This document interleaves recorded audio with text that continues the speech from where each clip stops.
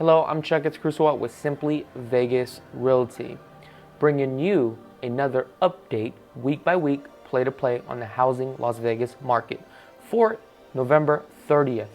If we take a look at for single family residents only, we have a total of 7,428 properties currently listed on the multiple listing service.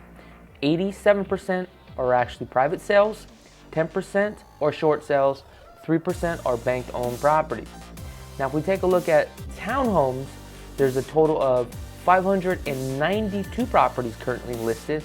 85% are private sales, 10% are short sales, and 5% are bank-owned properties. Condos, we have a total of 1,152 properties currently listed. 89% are private sales, 8% are short sales, and 3% are bank-owned properties. If we take a look at the mobile home sector, 89 mobile homes are currently listed on the market today. 88% are actually private sales, and 8% are short sales, and 4% are bank-owned properties. Now let's move on to the multifamily, which is duplexes, triplexes, and fourplexes. If we take a look at the duplexes, there's only 33 properties that are currently listed on the market. 94% are private sales, 3% are short sales, and another 3% are actually bank-owned properties. If we take a look at the triplexes, 23 properties are currently listed at this time. 96% are actually private sales, and 4% are actually bank-owned properties. There's no short sales at this time. Now, as far as for the fourplex, there's a total of 112 properties currently listed, and 98% of them are actually private sales, 1% are actually short sales, and another 1% are actually bank-owned properties. If we take a look at the multifamily, what we see here is that sector is the hardest hitting sector.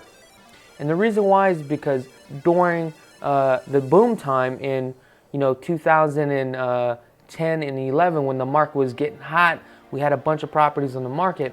A lot of these investors would buy these properties down at the auction block for about 50 cents on the dollar.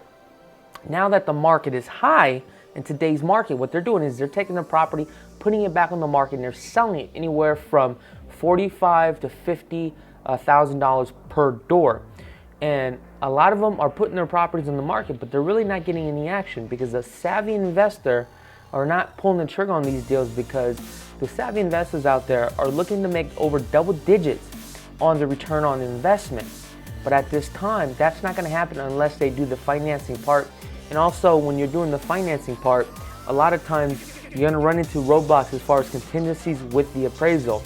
So the numbers do not make sense right now, and the sellers of these multifamilies, they don't really care anyway, because they bought it for $60,000, $70,000, put another additional $20,000, and their return on investment is completely skyrocketed. And it doesn't matter if they sell it or not, because they're making a hell of a return. Now, if we just take a look at the overall inventory, we actually have a total of 10,099 properties that are currently listed on the market. Now, 87.8% of those are actually private sales, 9.1% are short sales, and 3% are actually bank-owned properties. So now let's move on to the land real quick here. If we take a look at the land, there's only 860 parcels currently available for sale. 99% of them are actually private sales, 1% are actually bank-owned properties. Land is really not moving as it used to, because a lot of developers had bought before the crisis and before the boom, and now money starts making sense as far as development stages.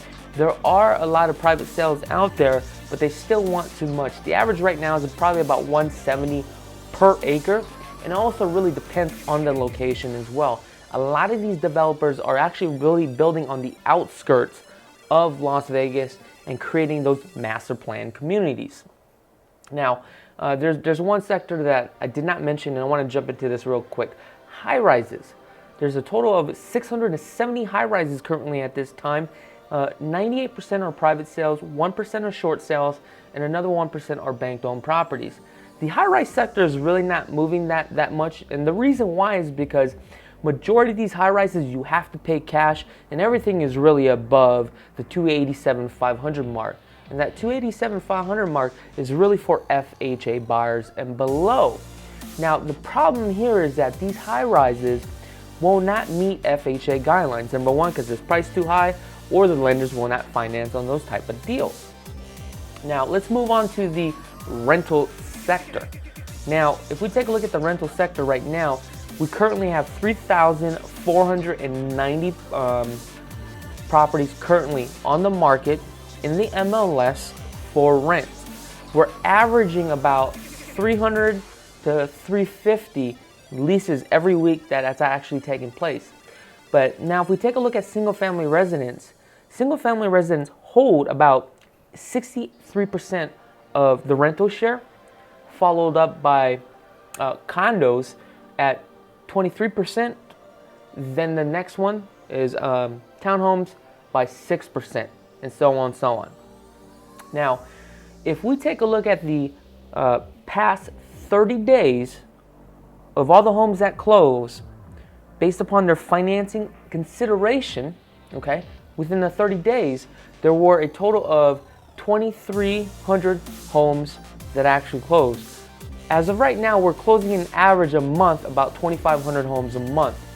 Now, as far as for the terms, okay, 33% were actually cash buyers, 34% were actually conventional buyers, 25% is FHA buyers, and 8% is VA buyers, and less than the half a point is actually owner will carry. Now, if we take a look at the financing consideration today, as far as the properties that are currently on the market, okay, 99% of them will accept cash, 93% will accept conventional, 60% will accept FHA, and 56% will accept VA, and only 1.6% will accept owner will carry, and less than a half a point will consider lease the option. So what this tells you is that if you're a cash buyer, you're going to have more options out there as far as to pick and choose. Now, if you're a conventional, same thing, just depending on the condition of the home and will that property meet the appraisal guidelines. Now, FHA, you can see we dropped dramatically down to 61% because out here in Las Vegas, Nevada, on an FHA loan, you really only qualify for $287,500, and the median price right now that's listed is about $225,000.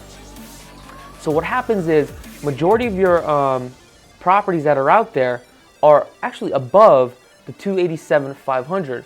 But remember, the average household income in the state of Nevada is about $57,000, which allows you to be qualified for around $250,000 based upon a debt-to-income ratio at about 45%. I believe so. Don't quote me. I'm not a lender. Okay, but let's move on to VA. VA is actually 57% of the market. Well, 56% of the market at this time. So if you are a VA buyer out there or an FHA buyer, you know, number one, the market is going to be very competitive, especially if you're below the price point around the $225,000. And a lot of the buyers right now are at the $225,000 mark. And that's where majority and most of your demographics are really buying, as far as, you know, investors are flipping homes and all that good stuff, is around that price point. So if you're a VA buyer and also an FHA buyer, it's going to be very competitive. Number one, you got to get with the right agent that's going to be very aggressive and that really has that tenacity, is, you know, somebody that's really a go-getter, that's going to write multiple offers, that also has a name and a reputation out there in the industry. Because out here in Las Vegas, Nevada, this industry is so small, and, you know, every agent takes care of another agent. So it's all about who you know, how you write up the offers, how you put the deals together. You know, is that agent doing their homework? So that's very important. So remember, if you're under that price point, make sure you get with an aggressive agent. Now let's move on to the median price at this time. Now for single family residents, okay?